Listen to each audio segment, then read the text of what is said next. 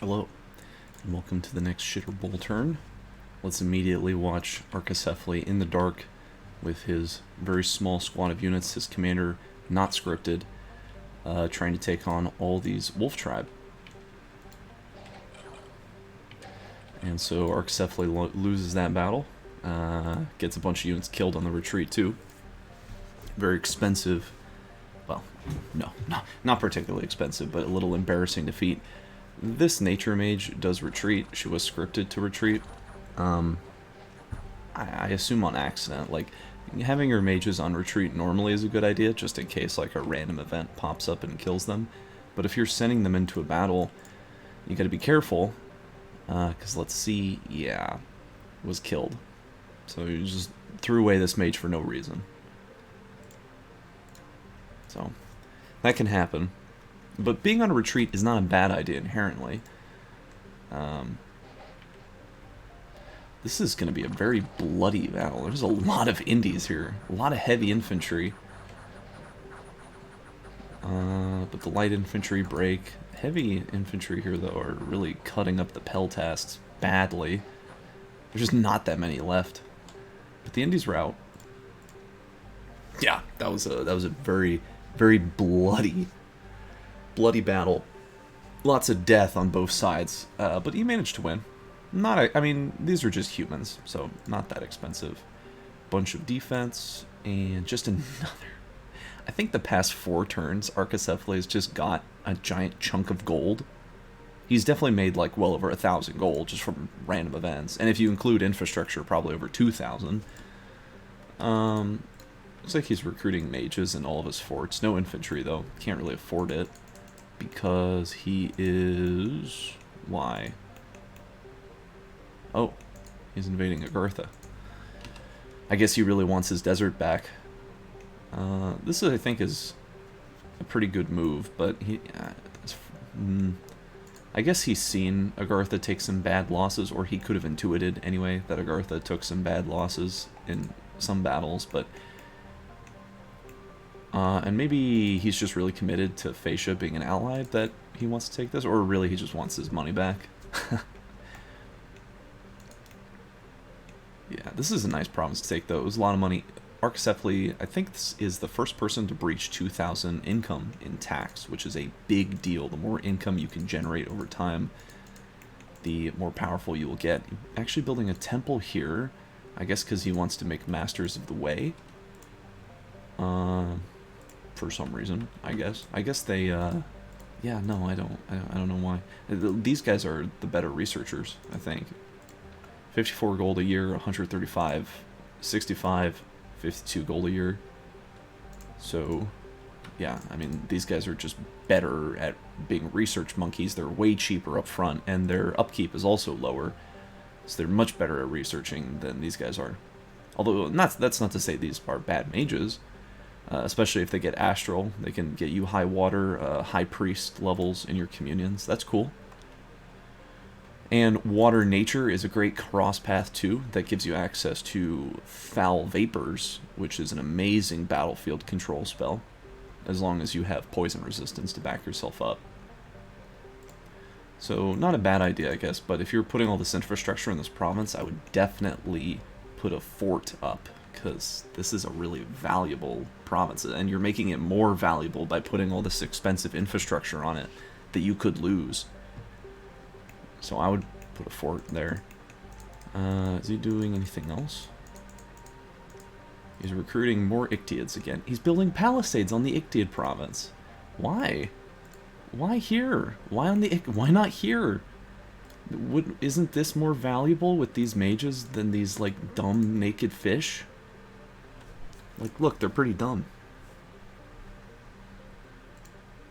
Or at least they have low willpower.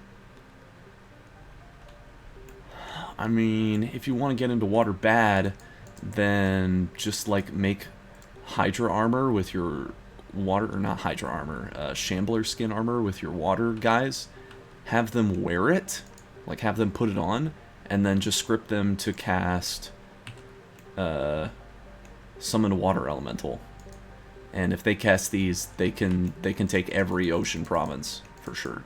The king of underwater warfare is without a doubt the water elemental for sure. I mean, this is the best thing water magic gets in the game anyway.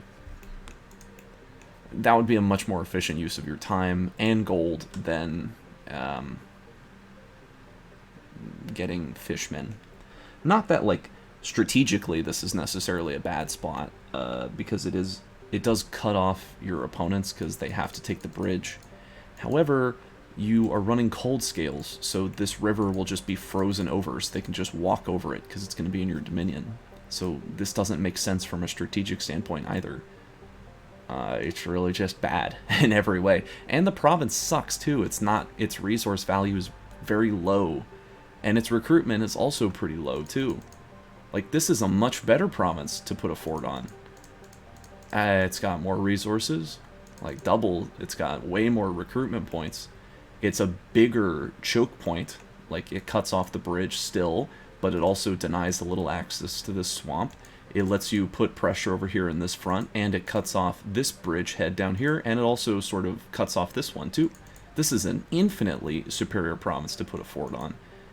The only thing I guess it doesn't have are Ictiads, but Ictiads aren't good. Whatever. He's building a temple down here too. He's just blowing like all of his wealth on infrastructure, which is fine. Infrastructure is not bad.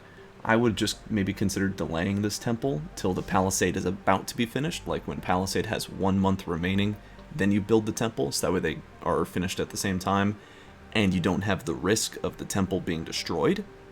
Like, why not just have her site search instead, you know? Like, then next turn, maybe the turn after that, then you build your temple, right?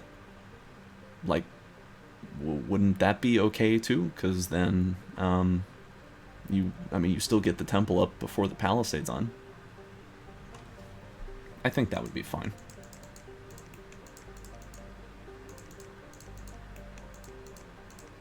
Surely recruiting Ministers of Magic to research is a lot better than recruiting Ictiad warriors. Like, just look at these units. They're bad. They're really bad. They have bad attack, bad defense, bad protection. They've got, you know, somewhat high HP, little high strength. That's the only thing they have going for them. They're even slow. And their MR is terrible.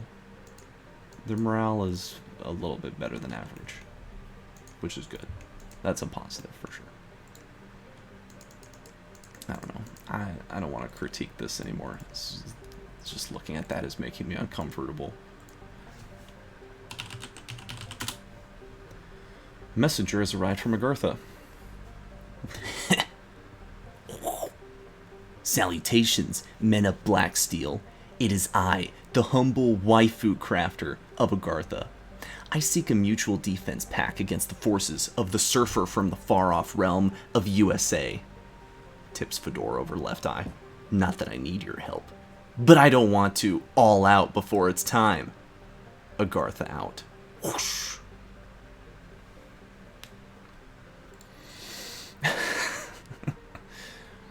Whoa, he found 2 magic sites in the Mountains of Mist. The Lifeless Lake and the Boiling Bog.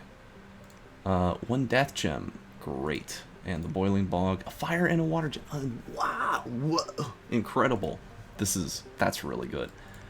Oops. Where is he sending that unit? His god. Found a bunch of gold. And, whoa, found 2 magic items. Spear, Spool. Not super duper useful, but the extra gems are great.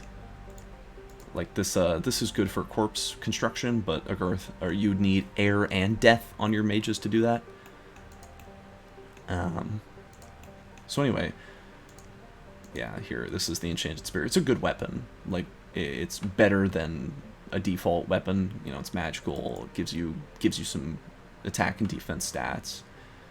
So it's not bad for sure. If we take it off him, you can see his defense goes from 13 to 17. And his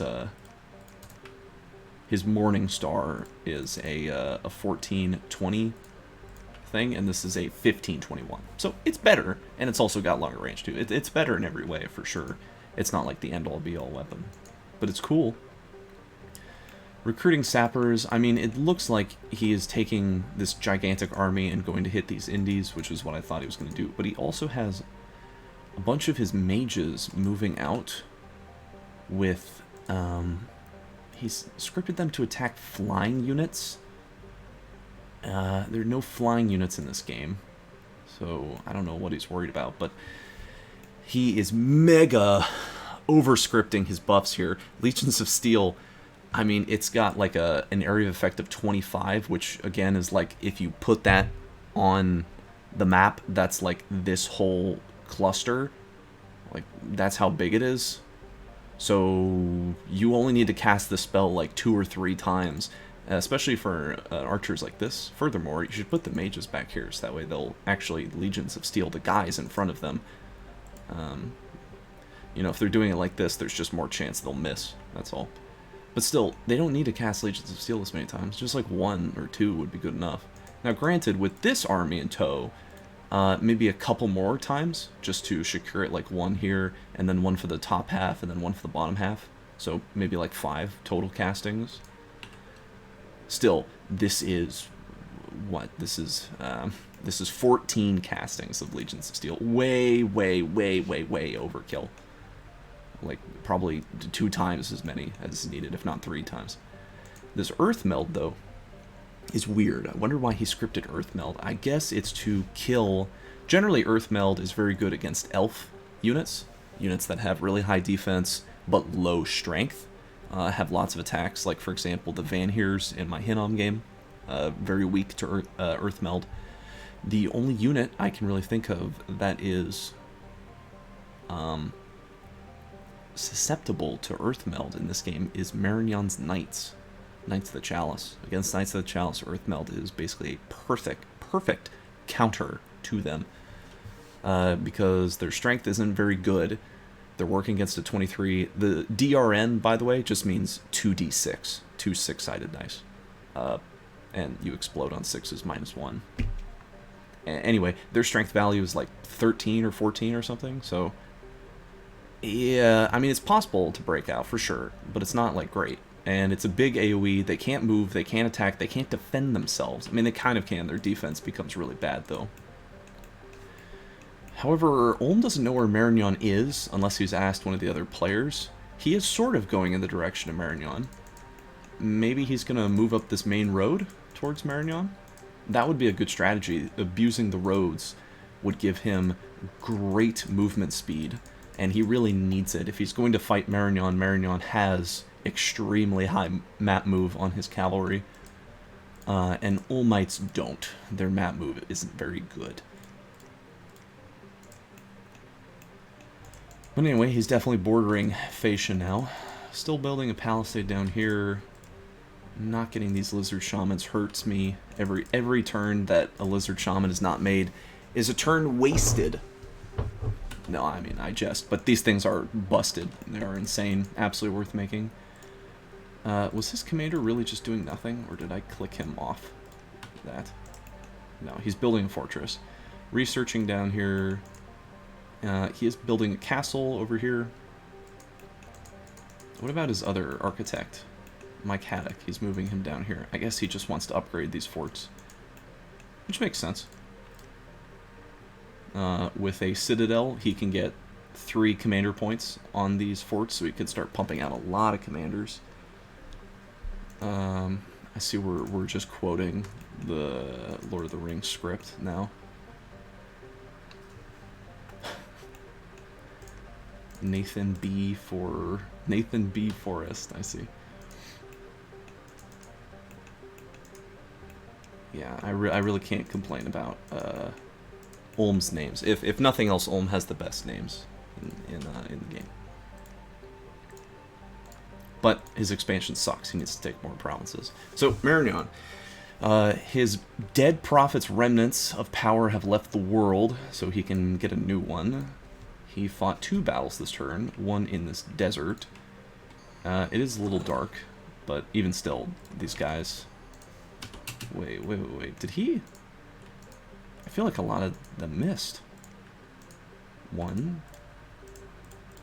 Okay, just 2. Never mind, I'm crazy. Just 2 knights missed the blast. Not the end of the world. I mean, the Indies are really... Okay, well, they're routing now, but when they weren't routing, their stats were already pretty poor. Like 8 attack and 6 defense. They're really weak. So he takes that without losses. Pretty excellent. And here he has a small raiding band. I want to see if this hits. Okay. Is he going to do it again? Just against some light PD. Yes, okay. Constantly fretting over whether Marignon's... wow, his paladin actually gets hit really hard by a random arrow. Is he bleeding? He's bleeding. Is he going to die? Oh my god, he died to that. Hit him in the javelin. Hit him in the javelin. Hit him with a javelin. And that made him bleed from this giant javelin just sticking out of his chest. And he bled to death. So, he wins, but he loses his paladin. So this army's dead in the water. Found some fire gems. Ooh, there are rumors of a hidden site of mystical power. A man claims to have seen a fountain of fire in his dreams. Interesting. I wonder if this is one of those story events where if you walk a mage into this province and have him site search or just hang out, then you'll get, like, a fountain of fire magic site. Also, looks like one of his troubadours was finally caught by all these patrollers and justly executed. Rest in peace. He bought the crossbowmen for an absurd price. So it looks like he's taking these troops and walking into this desert. Can he actually move around? Yeah, he's got some map movement. Even with the crossbowmen, even being in this desert, he really wants to take this horrible waste land. It's pretty good for site searching, I guess. He's building a temple down here. This seems insane. Yeah, I have no idea what that could be for, but we'll see. Looks like he's not sending a fire mage over here into this forest, which is a real shame. Maybe he'll do it naturally just by site searching, but I wonder if this is like a one-turn deal. Like, he has to go there now to get it, but we'll see. Most of these events, like these, are kind of broken. Like, getting them is extremely fortunate if you can get them to trigger. I'm not sure if this is one of them. I know a common one is, like, you see a green guy walking around in the forest, and if you send a nature mage to that province, you get a free N1 Holy One mage, and the guy you sent there gets a free boost in his nature magic, which is, like, insane. You know, that's... Empowerment is, well, you can see the gem costs. It's crazy. So that can be pretty good. I keep, like, clicking mages and screwing them up. Looks like he's making initiates now, I guess for researching, but they're kind of expensive on the research, like, upkeep-wise. Whereas the witch hunters, which give 4 more research points, cost about 20 more gold a year, but they're also way more useful mages, and these guys are not, like, they're not going to do anything in combat. They can't even lead armies around, really. Like, they're cheap. If you've got magic scales, they're good for that. I guess their map move's alright, so they can sort of move around. Yeah, their map move's good. Wow, all the Marignon units have 16 map move? Am I crazy? Wow. That's pretty neat. Still making Knights of the Chalice. He has, like, a bunch of these on his capital, but this could be a third band. Like, this could be an army, this could be an army. I mean, army is over-exaggerating. This could be a force, you know, a division, and he could be taking these lands down here, but instead he's making these things, and he's recruiting mercenaries. He's rehiring the masons with 305 gold. Good God, that is 305. Just putting that in my notes. That's a lot of money to spend. I mean, you already spent 450 on these things. You've spent 845 gold on these mercs. Speaking of which, regarding their use, looks like he's sending his mercenary army and the Knights of the Chalice into Facia's cap circle. Again, trying to take this province. This time, I'm sure he'll succeed, although this commander, he forgot to script it. Alright, I don't want to say this is a terrible blunder, but he's not scripted. The thing that happened to Arcacephaly could happen to this guy. Like, he just runs forward and gets killed. While all the other units are hanging around, he just sprints forward and dies. And if a mercenary captain gets killed, you lose the whole thing. So this giant investment will just go immediately down the toilet. But hopefully that won't happen. Looks like he's not trying to pick up these knights over here. Content to just let them hang out. He's got no PD in this province that he took from Facia. I think this is a mistake. At least one PD would be enough. If he walked into it, you would be able to see the units he walked into it with. And it's only 1 gold. It's like, you know, it's nothing. It's 1 gold. So the advantage you get is great. It lets you. It's basically a 1-turn scout report, right? And that can make a difference between victory or defeat. He's prophetizing Uraka. Making some more Knights of the Chalice. Yeah, you can see his income's really shot to pieces. He can't afford, like, he can't spend all of his resources anymore, or his holy points, because these mercs are so pricey. Also, just building a temple down here seems wacky.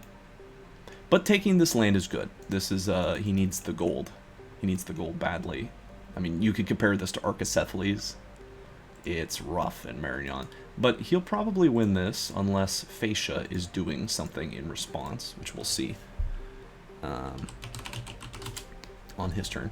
So we've got Enlivened Sentinels being casted by Agartha, but I guess we could watch him fight these Amazons. So Agartha had a big advantage here because of Dark Vision. He only took a minor penalty. Whereas the Amazon, yeah, look at their stats. They just got neutered. Oh my god, and they're in a swamp too, so it's even worse. Because it's dark, they're like actually useless. They're worse than useless. Yeah, the troglodyte slaves just run over them and take almost no casualties in response. However, the cavalry do a number to the front line, but because the commanders get cleaned up by the troglodyte slaves, he wins the battle. So actually pretty close. But troglodyte slaves really pulled their weight that battle. That was like, if any battle Agartha's had, that one definitely required the slaves. That was absolutely mandatory. Found 1 free fire gem, which is nice. And he found a magic site, the Forgotten Fortress. What? Oh my gosh, 3 earth gems and a death gem. Incredible. This is an extremely good magic site. Yeah, I mean, not really much else to say. He's patrolling here with these commanders, but he should have units with them. So that way, you know, he's patrolling with these guys around. Otherwise, these guys are, as it says, in the garrison. They're just chilling. Not doing anything. What else is he doing? He's taking this army and going for these heavy cav. Ugh. And he still has the skirmish formation meme. No, I think this will be a defeat. I mean, I've been wrong about this before, but I feel like Agartha is taking these crazy risks every time with his expansion. Granted, he needs to break this. He has to break this to get over the bridge, so that way he can get to this clay before Marignan can take it. Not that Marignan, you know, Marignan should have taken this a long time ago. But enough of that. Let's look at these sentinels.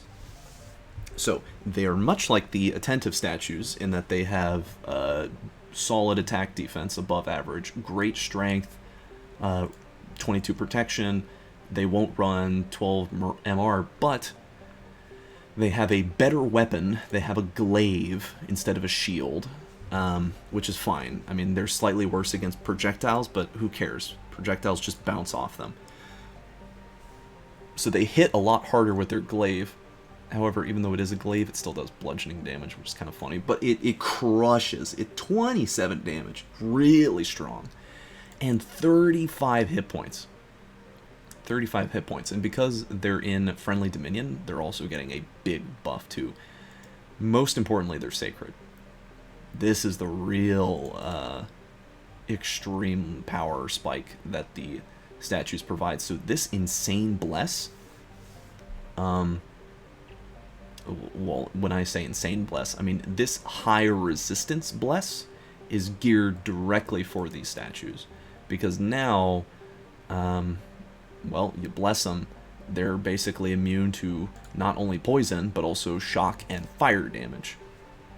They're already immune to mind burns and mind blasts and soul slays because they're mindless and lifeless too. Yeah, inanimate, can't be affected by like drain life, whatever. And they're already immune to physical damage. So really the only thing that could defeat them are magic being related stuff like opposition, astral fire, elf bane, so on. The moon sword, moon blade, whatever. And they can go underwater too. This unit's just crazy. And it's super fast. 20 mat move. It actually is really, like, it can move. It can move. On the battlefield, it's a little bit faster than the statues, I think. Than the attentive statues. Yeah, it's a little faster than them. Because the attentive statue has this big dumb shield. And the shield's good. It makes it a little more tanky. But I think the hit points are more important. And we're looking at 35. So... And with 22 protection, these things have to be hit so many times. You have to smack this golem, like, you have to hit it a lot of times. And it doesn't matter where you hit it. If you hit it in the head, hit it in the body, doesn't make a difference. 22 all around. If he had a spell to boost their natural protection, it would just be insane. I think Legions of Steel won't work against the statues because it gives armor to, well, it gives protection to armor parts. You know, it says the armor of one whole squad is tempered with magic. And these guys don't have armor. They don't wear anything. They're just a statue. I'm not positive that that's the way that works, but I think so. Still, I mean, Legions of Steel is fantastic for making these guys way more durable. Like, these guys go up to 21 protection, I think. Really good. Makes them like almost as tanky as All Mights. Great for holding a line and being really cheap. So definitely like good to go for, but I just wanted to clear up that I don't think this will work on statues. And after this, he looks like he's going for enchantment 4 and then 5. Great stuff to be found here. Anti-magic is pretty good. I think this works on statues. Pretty positive anti-magic will work on them.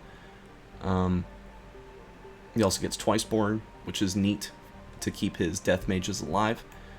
It gets him Horde of Skeletons, which is, you know, this is how you make your death mages broken. And it gives him these Granite Guards, which are an even better version of the statues we've already seen. Some other cool stuff too. He gets like a Flame Ward, big AoE fire resistance, just in case you want it. He could cast Quagmire, that is possible. I don't know if we'll see it this game. Pale Riders is a great way to spend your death gems too. These guys are good, solid. And he's moving to attack Fascia here in this forest with this army. Looks like he just has a big blob of these Agarthan heavy infantry and then some commanders in the back. He is bringing his Prophet here. But just kind of an unscripted mess. They're on sparse line formation too, so their morale is a little worse. Which is bad. But I think this is probably a somewhat reasonable play. But where's the cavalry going? Ah, the cavalry is going down here to 2. Okay. Fair enough. Yeah, splitting it off. This is solid. Alright. Is there anything else to comment on here? I mean, he's got good intel on his opponents. I feel like I say that a lot. Is he still site searching? He is trying for these Wolf Tribe with this unit. Not scripted these guys. Might be a mistake. might not be a big deal. They are just, well, Wolf Tribe are scary, but against statues, they can't really do anything. They kind of just falter and die. He's got all these, like, he's got like a handful of dudes just hanging out in his provinces where he had battles that failed. That's, yeah, this seems to be the Ogarthan trend, is just have dudes hanging out everywhere. He's spending all of his money this turn. What is he spending it on? He's building a lab down here in this fort. Okay. Yeah, good. That's a good call. I think that's smart. He needs to get out more mages. And his income's looking pretty bad, so I think taking... He's trying for 4 provinces this turn, which is the most he's tried all game, I think? No, he had one other turn where he tried 4. And he had a 50% success rate on that. I think this turn will probably see something similar. But hey, breaking omelets, right? Or however that goes. Let's get to Fascia's turn and see how he is deciding to move. Oh my god. A messenger has arrived from Ulm. So I thought what I'd do was I'd pretend I was one of those deaf mutes. That way I wouldn't have to have any goddamn stupid useless conversations with anybody. If anybody wanted to tell me something, they'd have to write it on a piece of paper and shove it over to me. They'd get bored as hell doing that after a while. And then I'd be through with having conversations for the rest of my life. Everybody'd think I was just a poor deaf mute bastard and they'd leave me alone. I'd cook all my own food, and later on, if I wanted to get married or something, I'd meet this beautiful girl that was also a deaf mute, and we'd get married. She'd come and live in my cabin with me, and if she wanted to say anything to me, she'd have to write it on a piece of paper, like everybody else. Thank you, Ulm.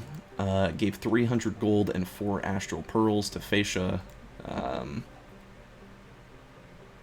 Yeah, I mean, Fascia's just raking in the diplomacy gold. He has made, I think, 1.3k off of this. Begging works. Begging is very efficient. We know how this battle goes, so let's watch his indie expansion. In the dark. Oh man, Lightning Bolt is such a great spell. Doesn't hit all the time, but when it does, it's solid. So he wins that battle losslessly. Very well played, actually. And here he is trying for guys underwater. I don't think... Okay, darkness is affecting the underwater people too, which is a little strange. Yes, these guys are really nerfed. How is darkness affecting them? Look how deep they are underwater. Oh my god, they're so deep.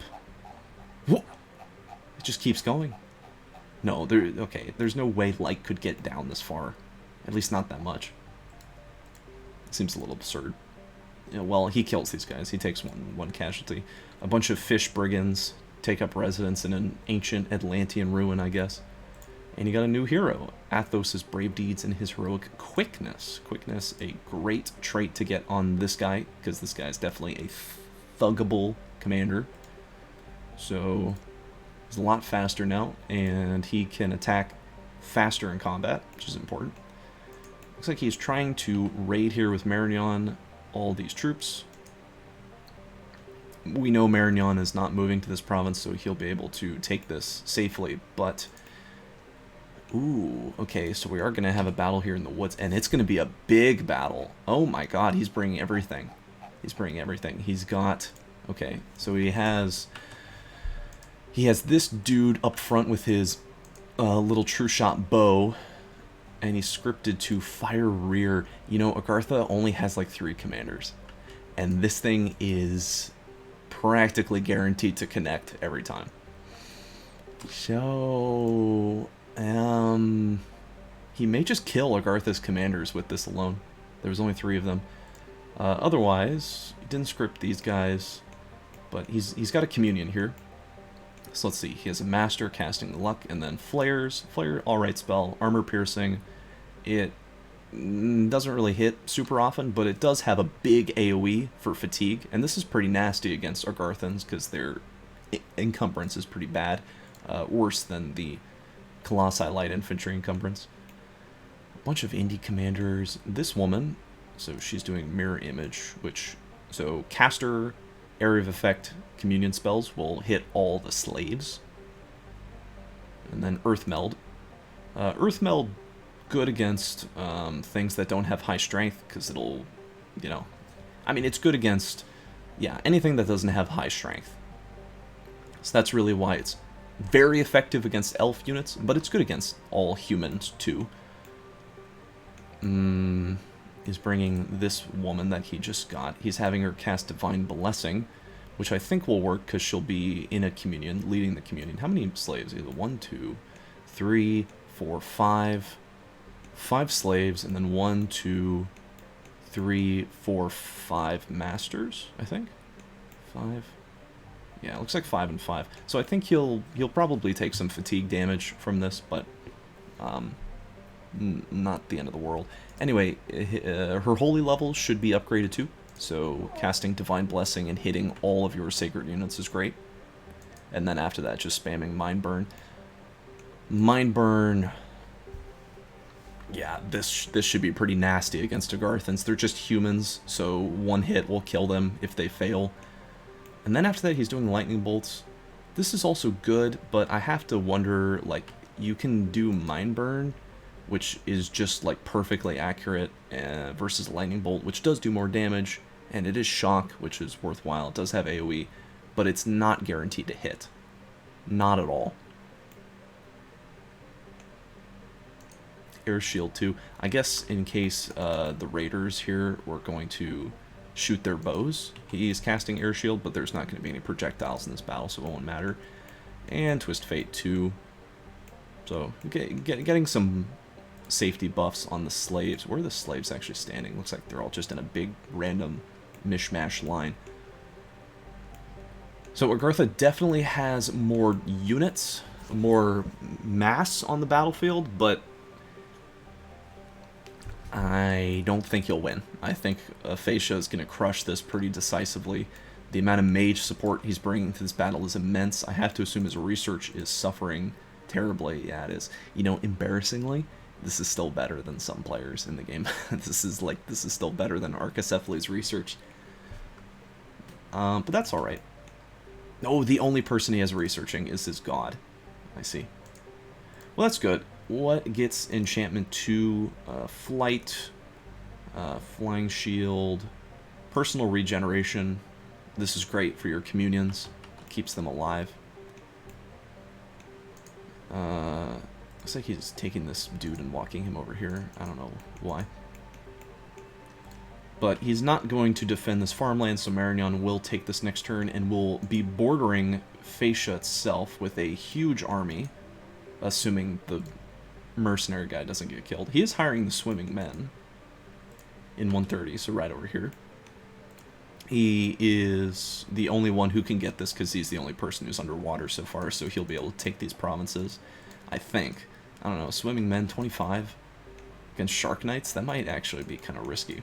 Anyway, he recruited this weird Triton commander, but he just has him patrolling because this guy can't build anything. Like, because Fascia is a land nation without any amphibious units, he can't make a fort. But otherwise, he's just cleaning up the rest of this lake. He is really getting a lot of free money from these provinces. Like, his income sucks, lowest in the game, but it should be a lot lower considering this is all he's working with. But this is helping him out a lot.